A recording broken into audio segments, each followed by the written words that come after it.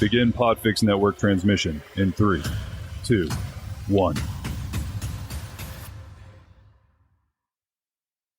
What is up, plant people? Hey, today is the 3rd of April, 2021, and we're back with another episode of the Planthropology Podcast, a show where we dive into the lives, careers, ambitions, and overall very coolness of some great plant people. I'm Vikram Baliga, your host, and I'm thrilled as always to be with you today. So it's Saturday. That's weird, right? That's a little suspicious. It's okay. This episode was supposed to come out, like 3 times over the past week, and it didn't. Here we are. It happens. It's the crazy time of the semester. I have about 5 million papers I still need to grade for my students and for my class, so I'm a little behind. But this is our next installment of our Plants and World Traditions series. If you've been listening for a while and hanging out in Plant Town with me, can I be the mayor of Plant Town? Oh, I like that. You can call me that. I want to be the mayor of Plant Town. Just like, Guy Fieri is the mayor of Flavortown. I'm never going to win that election. I can never be the mayor of Flavortown. But I can be, I think, the mayor of Plant Town. So vote for me. Anyway, this is going to be a fun one. So this was supposed to, like I said, come out a few times, but it's spring. It's spring. Are you excited that it's spring? I'm sure excited that it's spring. So we're going to talk about spring traditions all over the world. As much as we can, they'll be plant related, but spring is sort of about plants and nature and new life and all of that anyway. So even if a couple of these traditions aren't directly like plant related or, whatever, it's all right. It still has to do with plants. So my normal disclaimer for this series is there are so many traditions and so much culture all over the world that I can't address everything, right? I cannot possibly cover every single world tradition. So I just picked a few. There are so many more out there. And as everything else that we do on this show, I hope it serves as a basis for your own research and your own exploration into science and into tradition and into culture. Just like my conversations with my guests are intended to do. So I hope you use this and go do some Google surfing. Is that what we call doing things on the internet? I don't know. Anyway, and find out more about spring traditions and maybe find some that are relevant to you and your culture and your ancestors and maybe other cultures as well. It'd be shocking to learn about other people, wouldn't it? Yeah. Anyway, so I'm going to play some music at you, and we're going to talk about spring traditions all over the world.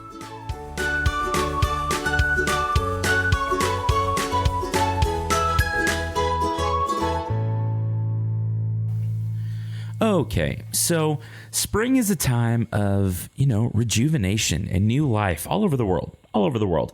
And it's funny because as I was doing research on this, I'm an American in North America. That's how we do the thing in the Northern Hemisphere. And so when I was thinking about spring traditions, I was like, oh, there's all these things that start in March and April and May.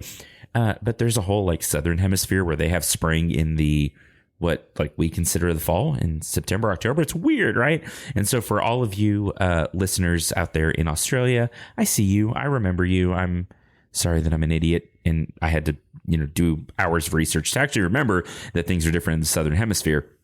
But this was really an interesting episode to research because as a plant guy, the self-proclaimed mayor of Plantytown, Plant Town. I'm going to work on this. We're going to make this happen. I get excited when stuff starts blooming. I enjoy the winter. I like cold weather. I like snow and all of that kind of stuff. But at some point, I get so weary of dormant plants and things being brown. I live in West Texas where, in general, our winters are not super cold, but they're cold enough that most of our plants go dormant. And all our deciduous plants drop their leaves. We are, in zone 7A if we are in the U.S. The USDA hardiness zones kind of tell you what our average annual low temperatures are. So we'll get down to 0 degrees. We did this winter for sure. We even saw some negative temperatures for the first time in a while. And so after months of this dragging on, our first freeze was in October. So it's been kind of a long time coming. I'm always excited when stuff starts blooming. So the first things out, a lot of times in spring are our bulbs, things like tulips and daffodils and hyacinths and crocuses and all kinds of other things that, we plant in the fall. They do their thing through the winter. They overcome dormancy largely because of the cold temperatures. And then they come up and they bloom in early spring. And there's a lot of trees that do as well. So this is sort of peak bloom time right now. This is, again, like I said, April 3rd for a lot of our flowering trees and our fruiting trees that give us spring crops. So from peaches to plums to apricots, some apples, they're all blooming right now. And it's wonderful. So wonderful. My favorite tree out in the garden, and if you follow me on not Snapchat, I don't do Snapchat. Really, I don't get it. I should. I guess that's what people use these days, but whatever. But if you follow me on TikTok or Twitter or Instagram or whatever, you've probably seen pictures and videos about our little weeping Texas redbud. It's called Texas Traveler, that lives in the horticultural gardens here, and it is like 8 feet tall. It weeps. Not like sadly, but like weeping willow does. And right now it is covered with just bright pink flowers. It's a fuchsia catastrophe. And it's covered with early season pollinators, osmia bees. Oh gosh, what are they called? Sweat bees and different early season pollinators. The honeybees kind of leave it alone, interestingly. But spring is this time of new life, of renewal, of things starting again. And our ancestors all over the world struggled through winter, y'all, especially in places where winters were cold. And we take for granted today in our modern world, in a lot of places in the world. Now, I'm not going to say this is true everywhere, because there are places where, food security is still a big thing, but we take for granted that we can pop down to the grocery store and pick up an orange in the middle of December in North America. In Chicago, you can go get an orange from the grocery store when it's negative 15 degrees outside. That's not a thing that our ancestors could do. It wasn't. They ate what was seasonal, and they had to store things through the winter, but a lot of things were not available. So this time of spring and rebirth and renewal was exciting. And still is exciting, but was exciting to peoples throughout time because it was a chance for plants to start growing, for life to begin again, and for food to be available. Food's a big deal. I don't know if you knew that, but food's a big deal. And spring is the time when it all starts back up again. And it's really cool. It's really cool. So I did some research, like I mentioned, on several spring traditions all over the world. And there are so many of these because, like I said, peoples throughout time have celebrated spring and celebrated the beginning of the growing season. And in a lot of cultures, spring is the new year, right? We using the Gregorian calendar, we start our year on January 1st, but the spring equinox, the vernal equinox, for so many is the beginning of the year. And it kind of makes sense to me, right? Where the year, it's sort of the natural break point in the seasons.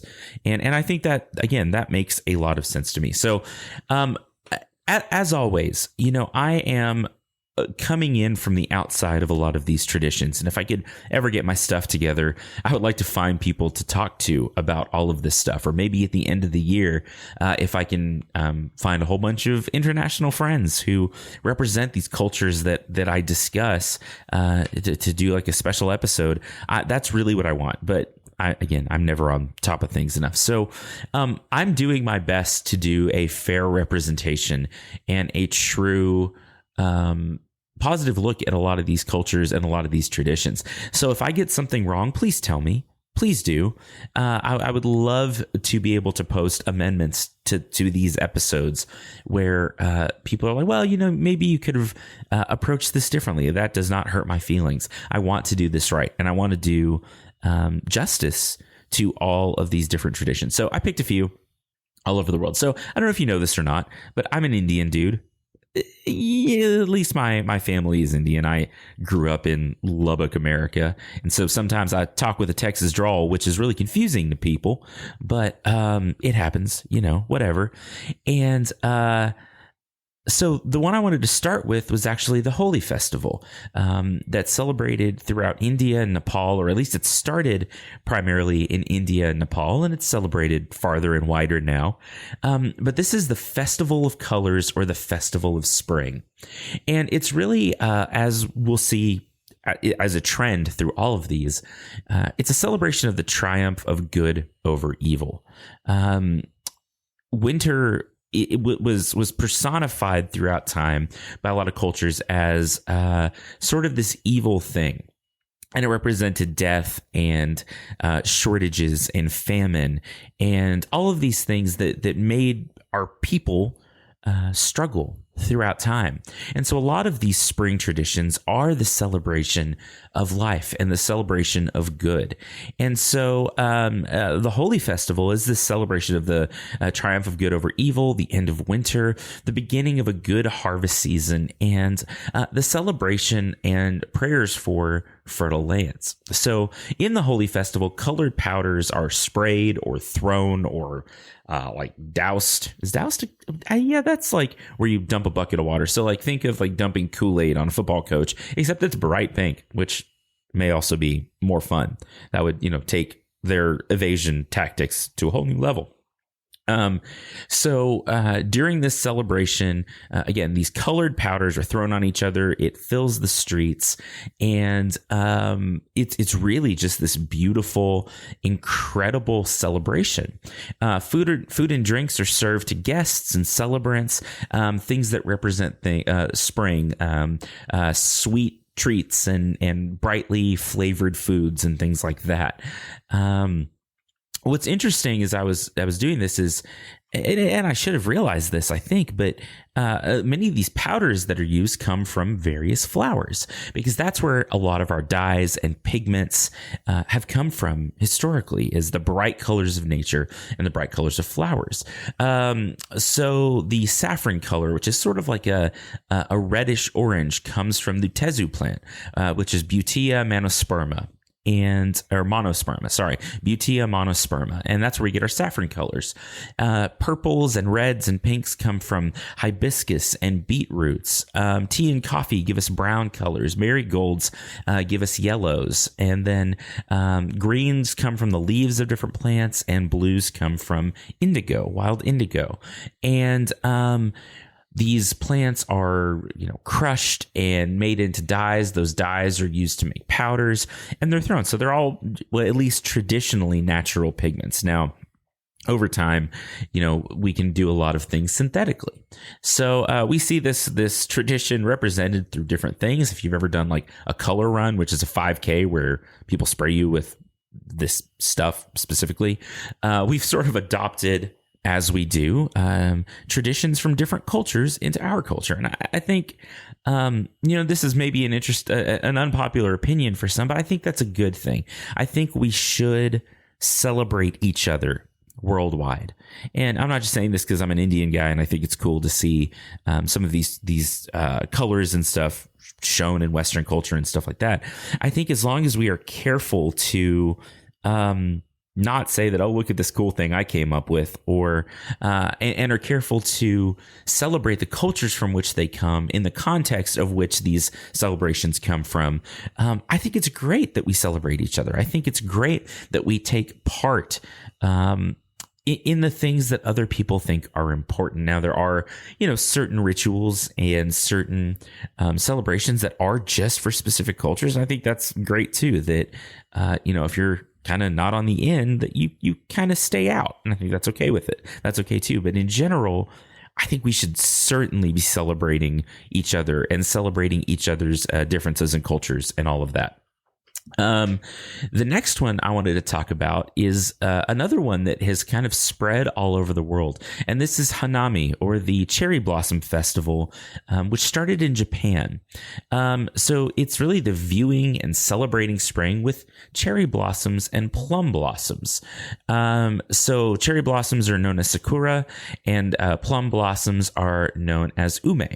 And I'm probably pronouncing these wrong. And again, I apologize. I tried to take notes on pronunciation, and I think I probably missed wide on a lot of them anyway. But actually, traditionally, and originally, as this tradition started, it was probably plum blossoms that were observed. But over time, it became really more about cherries. And so the cherry trees bloom really throughout the month of March into April. It sort of depends, and it varies year to year. But really, they'll start in March and sort of end in May, depending on where you are, across the world. So sake is one of the traditional drinks for this festival. But sakura is also blended into green teas. So cherry is also blended into green teas, black teas, matcha, different drinks. And so these cherry blossoms and this beginning of spring is celebrated both visually, but through food and drink and other things as well. So this tradition was said to have started in about the 700s, which that's, quite some time, but it may have started before that as well. It's interesting what cultural roots get lost to time and lost to history, but it's kind of accepted that it maybe started in the 700s. And like most drupes, so peaches, apricots, plums, avocado. No, yeah. Anyway, the blooms don't last very long. They only last for a couple of weeks, or in some cases up to a month. I know on our peach trees, they bloom and they're done in about 2 to 3 weeks. And so there's a big, not industry, but a big deal about predicting when these trees are going to bloom. So meteorologists and weather forecasters, along with some of their weather predictions, predict the start of the bloom season, and thousands gather to celebrate. Thousands of people. They come from all over Japan and all over the world to see these cherry blossoms. This is something that is sort of on my bucket list. I have seen pictures, and it's moving. I would love to be able to go to Japan for the Cherry Blossom Festival, as well as to see the fall colors on the Japanese maples and other plants. But maybe one day I'll get to go do that. But thousands gather to celebrate, so it's important that they know when it's going to start. Okay, so this tradition is moved all over the world. It's moved throughout Asia. It's actually commonly celebrated in China and Korea and different places, and has moved into the U.S. We see cherry blossom festivals in D.C., Washington, D.C. There are lots of cherry trees there, in Virginia, and even in Washington State, in different places where these plants are grown. But it's still largely and originally a Japanese tradition. But such traditions like this are actually common all over the world, where we don't just celebrate the harvest in the fall, but we also celebrate bloom in the spring, like we've been talking about. So another one that is, when we'll move over to Europe now, in Northern Europe, the Blumencorso festivals are parades dedicated to the blooming of flowers. So these Blumencorso parades were thought to have started in the 1940s in the Netherlands, following possibly World War II, as celebrations of, again, new life and an escape from darkness and the triumph of good over evil. So floats are decorated richly with flowers. And if you look up some of the pictures of these floats, they're absolutely incredible. Absolutely incredible. The streets are lined with flower petals. Flower garlands are made and hung everywhere. People wear them. They put them on car mirrors, on doors, and on trees. And these cities in the Netherlands really kind of go all out for this. They celebrate flowers because there's such a big deal there. It's a large part of industry, and it's, again, a large part of this spring celebration. This festival travels through several villages and cities, and is really just, again, a big occasion. It's a big celebration. Like so many things, this will actually be virtual in 2021, and it's coming up pretty soon here in the next couple of weeks, I think. And it's kind of a bummer because of COVID and everything that a lot of these celebrations don't get to be held in person, but it's also pretty cool that we can observe it, like that it's available to a wider audience worldwide. I think that's super cool and super important for bringing different cultures to different people. And it's actually linked pretty closely with the Keukenhof, which means kitchen garden, and it's largely considered or called the Garden of Europe. So this garden in the Netherlands, it's southwest of Amsterdam. It dates back to the 15th century. So this garden's been around for a long time, and it's one of the largest displays of tulips and other flowers in the world. During a normal season, this garden will draw somewhere between 25 and 30,000 visitors a day during the bloom season. Now, tulips don't tend to bloom for an especially long time. Again, like a lot of other things, they bloom for just a few weeks. So people flock to the Keukenhof gardens to see the flowers, see the tulips, and just take part in this big celebration. So the Bloemencorso Festival, even though it's not, it's 100 years old now. The 1940s is almost 100 years ago, 80 years ago, but it's linked to this very, very old garden, and is a celebration of the cultural heritage that came out of growing all of these plants. So, I think this is a good time. I'm going to take a break. I'm going to play a trailer at you from a great podcast that you should listen to. And then we'll come back and we will talk more about tulips. Well, hey, welcome to the mid-roll, everyone's hopefully not favorite part of the show. You know what? I'm glad you're listening. Thank you for following along with all of this planty goodness. If you want to see more planty goodness and follow along with other shenanigans, look up Planthropology on social media. I'm on Instagram, Twitter, Facebook. We have a great Facebook group called Planthropology's Cool Plant People. There's lots of folks in there that post memes, plant plants, talk about planting plants, and ask questions and give answers. It's really a pretty chill, laid back corner of the interwebs. If you want to support the show, head over to patreon.com/planthropology. Even $1 a month helps just make sure that this thing keeps running and keeps rocking and rolling along. Everything goes back into education, and there's no obligation to do so. I hope you keep listening regardless. I said that I was going to play a trailer for you. I'm actually going to play a promo for my podcast network, Podfix, and a whole bunch of great shows that I know that you will love. And so check out this trailer or promo or whatever you want to call it, ad. Shill. I'm a shill. I'm shilling for the Podfix network right meow. But anyway, get ready for a promo for the Podfix network, and then we'll come back and we'll talk tulips and Canadians. So use your ear holes in 5, 4, 3, 2, 1.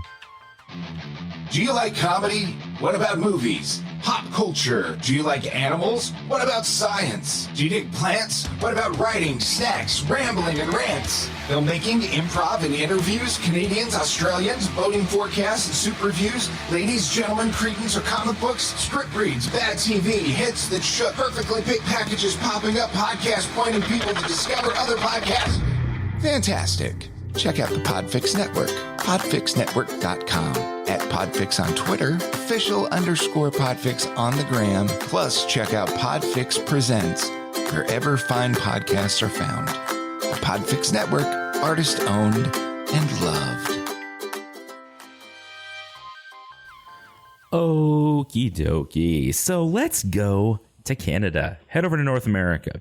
So, tied to some of the tulip festivals that we see and the spring flower festivals that we see in Europe, there is a Canadian tulip festival that's held annually in May in Ottawa, and it draws over 650,000 visitors every year. It's really a big deal. It's an interesting history to this. The Dutch royal family sent out over 100,000 tulip bulbs to the country of Canada because the Canadians harbored and sheltered the future Queen Juliana of the Netherlands during the Nazi occupation of the Netherlands. And I believe they sheltered these people, Queen Juliana and her family, for 3 to 5 years before and through World War II. And in, I guess, gratitude, because of their gratitude to Canada, again, the Dutch royal family sent over 100,000 tulip bulbs that were planted in Ottawa. And so at the time, that's a lot of tulip bulbs, right? And as part of that, they also committed to sending something like 25,000 bulbs per year after that. Today, over 1 million tulips are on display during the Canadian Tulip Festival. It's really a massive, amazing displays, and it's really one of the largest tulip displays in the world. If you're not familiar with tulips, they're an interesting flower. Each plant puts up like a stalk. There may be a couple of varieties that have multi-stalks, but I don't think there's very many of them. And the flower hangs on for a week or so, maybe 10 days, two weeks at the outside. And you've probably bought tulips in the store where the flowers are all closed up, and they do that at night. So if you look at a tulip or a lot of varieties of tulips during the day, they have a very open sort of cup or goblet shaped flower that closes up at night. And so when you go out first thing in the morning, you'll see what we typically and traditionally think of as a tulip-shaped flower. But as the sun comes up, as it warms up, that flower opens more and more throughout the day to give pollinators access to the pollen and to the reproductive structures of the flower. They're really interesting, really pretty flowers that have been so widely bred. So they come in tons of colors and shapes and sizes, and they're really, really cool. So if you're ever up in Canada land, the frozen north, I think that's something that's totally worth visiting. And I would think any of these festivals are worth visiting. I am not necessarily well-traveled. I would like to be. So I want to go around and see different plant festivals and plant traditions and plant displays all over the world. I think it's a really cool thing. And it's something that I definitely want to try to take part in one day. So we're going to head back over the Atlantic, back to Europe, and talk about Baba Marta Day. So this is another tradition that has traveled a little bit outside of its roots, but it started as a Bulgarian holiday celebrating the beginning of spring and is generally celebrated on March 1st. So for this holiday, little dolls or little figures known as martinitzes are made from yarn and are worn usually until spring really starts, springing? I don't know.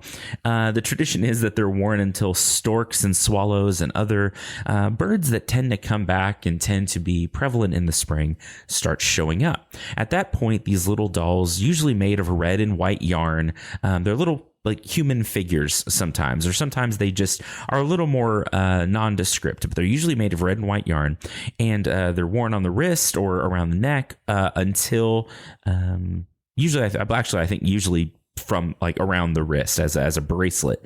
And then when storks start showing up, when the swallows come back, when things really start blooming in spring, they're taken off and they're hung on blooming trees. So you can see these little martinitzas all over town and all over throughout the country in a lot of the places where this is celebrated.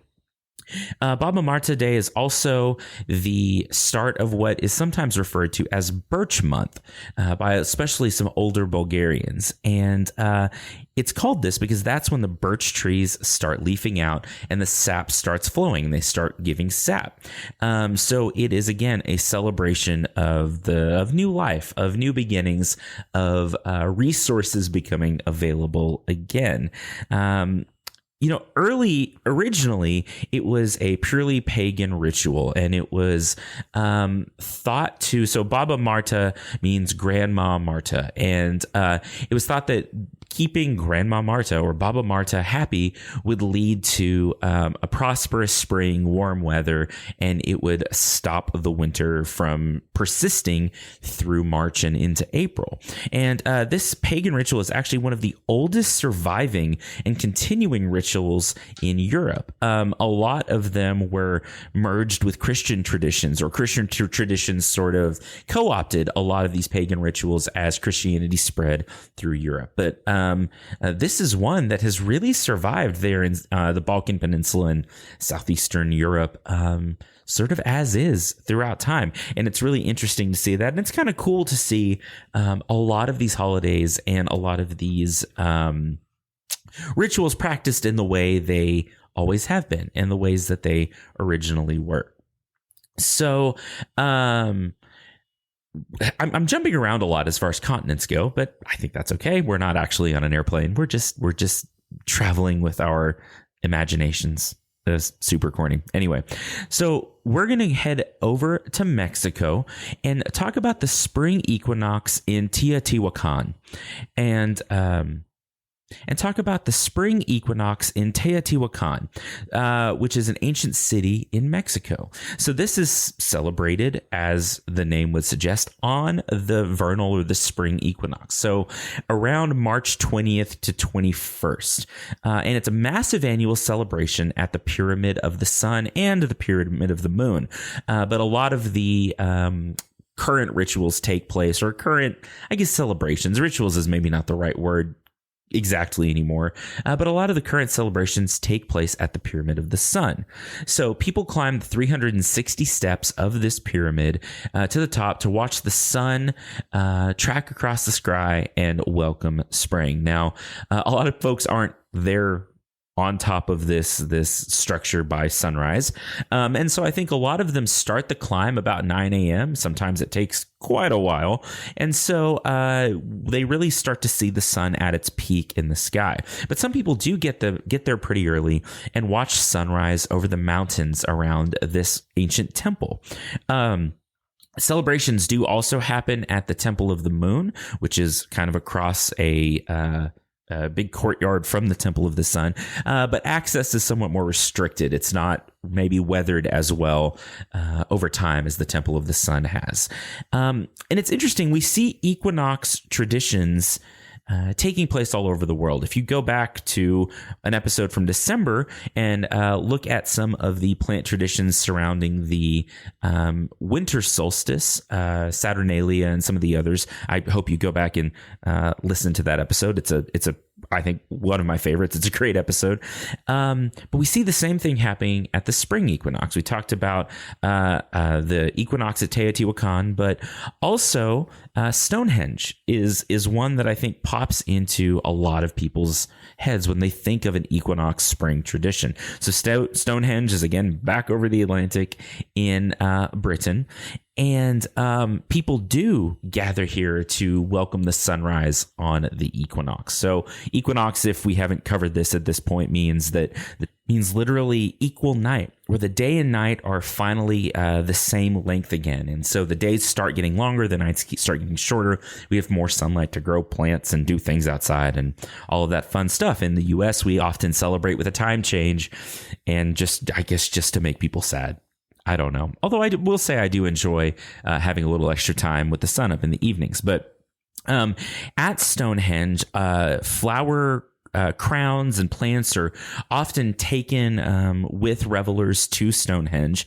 They drink dandelion cordials and wine, and we talked about early spring forage and early spring plants. Dandelions are blooming right now in a lot of places all over the world. They're one of the first flowers to come out, and we consider them weeds in our lawns, and there's maybe some good reasons for that, but they're actually a very versatile plant. They're medicinal, they're herbal, they're edible, and they're pretty. And I think that as pollinators start to come out, having some dandelions around is definitely not a bad thing.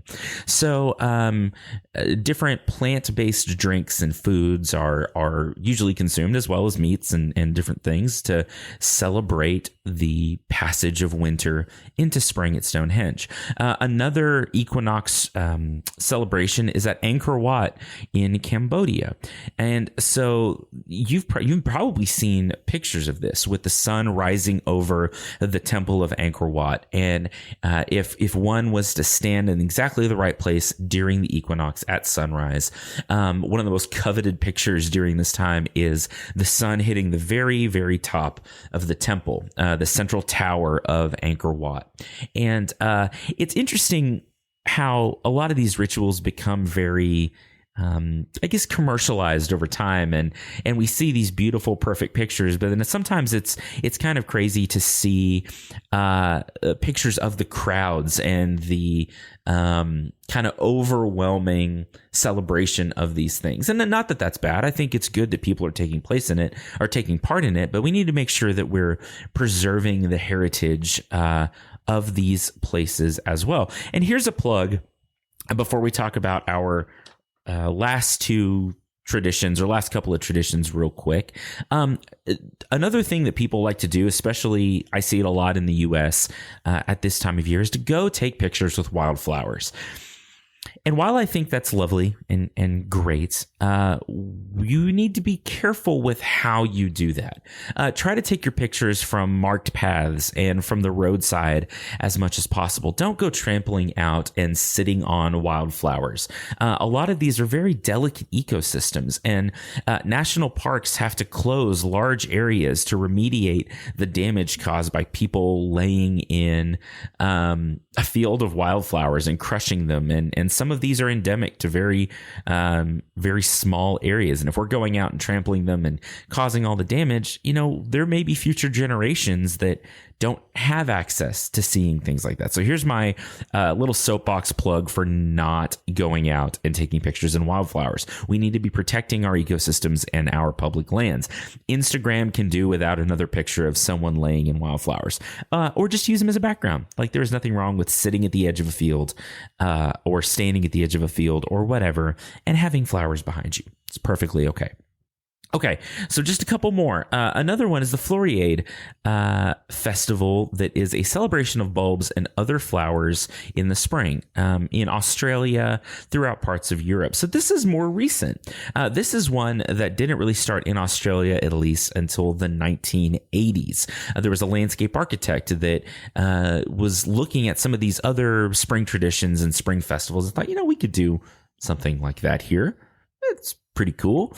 And so this is actually also another big display of tulips and topiaries and other common flowers that we see throughout a lot of these spring festivals. Now, this one, like I mentioned earlier, is not held in March. This one's held in September and October, because for my Australian friends, that's when spring starts.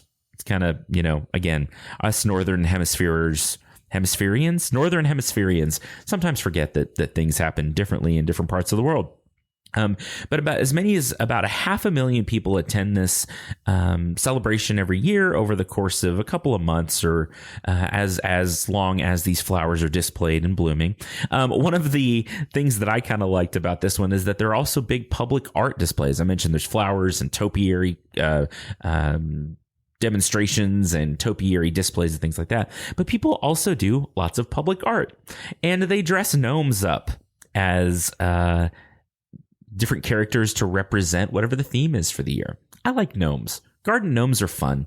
So I think we need way more gnome-related festivals all over the world. But this is also based largely off the displays at the Keukenhof Gardens that we talked about earlier in the episode. So these traditions carry over from one place to another, and they evolve and they change. And again, I think that's pretty cool. Another one that is maybe a little less overall plant related, but it is very spring related, is an Iranian or Persian New Year tradition called Nowruz. So it is a celebration of the legend of a mythical Iranian king defeating the winter. Again, winter often gets personified as a demon or an angry god or something like that. And so this mythical king defeats the winter and returns spring to the world. It was a harsh winter that was going to sort of kill everybody, and that's not great. We don't want that to happen. And so this tradition came out of that. And so one of the ways that people that celebrate Nowruz do is through spring cleaning of the home. It's again a time of renewal where you're taking out old clutter and things like that and bringing in new life to your home. And it's also a time where flowers are purchased and planted very commonly. Hyacinth and tulips are very common at this time of year, both planting and as cut flowers for decorations in the home. And they're very conspicuous at this time of the year. So you see lots of hyacinths, lots of tulips displayed during Nowruz and in these newly cleaned and newly organized homes. I think that's kind of cool. I should do more spring cleaning in my own life. If you've never been to West Texas, we mostly get dust. So we have high winds and dust storms. And so when we spring clean, it's often because our homes are full of dust. Yay. We've been doing that at the greenhouse. We had a big dust storm a few weeks ago, and I don't know if you know this, but greenhouses tend to kind of leak like sieves, especially old ones like the one I have. And so we got to play dust collectors, and it was lots of fun. We fought the fight, and one of my employees that has allergies made it. He made it. He did. It was touch and go there for a minute, but he made it through. So the last one I want to talk about is Easter. So, again, this is coming out Saturday, April 3rd, and Easter is tomorrow. So Easter is a holiday that I celebrate with my family. It's sort of a big deal to us in the Christian tradition. And as Christians, we celebrate the resurrection of Jesus. And like so many other spring traditions, it is a celebration of overcoming winter and death and evil and sort of being birthed into new life and given new life. And so there's a lot of interesting history about Easter. Now, it was something that was sort of developed, again, as Christians moved into Europe. The roots of it, it's funny because we think about Easter and it's like, okay, why are there rabbits? Why are there eggs? Rabbits don't lay eggs. I hope. I don't think they're not platypi. That would actually be really alarming if rabbits started laying eggs one day. And so I think there's some confusion about why that was involved. Well, those kind of came first. So rabbits do what rabbits do, and they multiply very quickly. They're sort of thought to be a spring-like animal. You start to see clutches of baby rabbits in the spring. And eggs are also symbolic of new life. And so some of the early traditions that Easter sort of co-opted came from pagan traditions. And I'm going to pronounce this wrong, but I believe there was a pagan goddess in the Norse tradition called Oarste, or the Celtic or Druid tuition, that was the goddess of spring and the goddess of new life. And as, again, Christians moved in and Christianity spread throughout Europe, this was a perfect type of symbolism for the resurrection of Jesus. And that's sort of where a lot of our current and modern Easter traditions came from. But however you celebrate spring, I think that, or whatever tradition, whatever faith you follow or faith you don't follow, spring is a time of new life and of rebirth and of new opportunities. And we see this reflected over and over and over again throughout time. We may have talked about this in an episode way back when, maybe the episode with Abby Morrison from the Field Lab Earth podcast. But there is one story we tell as humans. You may have heard this called the hero's tale or the monomyth. But without getting too much into the weeds on this, weeds because plants. Anyway, this story represents us overcoming as a species, as people, and as cultures. And throughout time, this same story gets told over and over and over again. And it represents so much in our lives. It represents, on a personal level, our individual struggles and the way that we go through these seasons of hardship, and that we may overcome one day. The monomyth is a story of hope, ultimately. And we see it represented in traditions worldwide and in different ways, and in religions and other types of stories we tell each other. Because I think as humans, what we ask of each other and what we want to know from one another is, how do I overcome? And how do I get through the hardships and the struggles? And we build societies around this. We build civilizations around our collective yearning to overcome struggle. And so as we tell stories and as we build our traditions and come up with celebrations, spring is the perfect symbolism and embodiment of that. And again, whatever you celebrate, whatever you believe, I hope that you have a good spring. I hope that you take this as an opportunity in your life, especially after the year we've all had in 2020 and already the massive weirdness we've seen in 2021. Let this be your best spring. Let this be a time where you reflect on the things that you should grow in your lives. And also the things that you should leave in the winter. Y'all, I appreciate you listening to this show. It means the world to me. It really does. And I get emotional sometimes talking about this, and I say this over and over because I mean it over and over. You have made this such a rewarding experience, and this has brought a new thing into my life, and it's sort of has let me overcome and given me an outlet for a lot of stress and a lot of struggle that came through doing graduate school and having a job and all this stuff. So y'all mean the world to me. Your support means the world to me. Thank you for listening. And again, sorry for the weird Saturday episode that apparently took me forever to get done, but I wanted to try to do it right. And I hope I did. Again, if I missed anything, if there are other traditions you want me to talk about, if there are corrections you'd like to send me, I would be happy to publish an amendment to this episode and talk about some of the things that you want to talk about. Shoot, if you want to email me audio files of you describing your favorite spring tradition, I would love to put that in a bonus episode one of these days. But there'll be another episode out Tuesday, actually, just in a couple of days, with a friend of mine who is, without spoiling it too much, the most popular professor at Texas Tech University. So that's a fun one. That's going to be a lot of fun. I really enjoyed it. So I love you guys. I hope you have a great weekend, and I will talk to you in just a couple of days.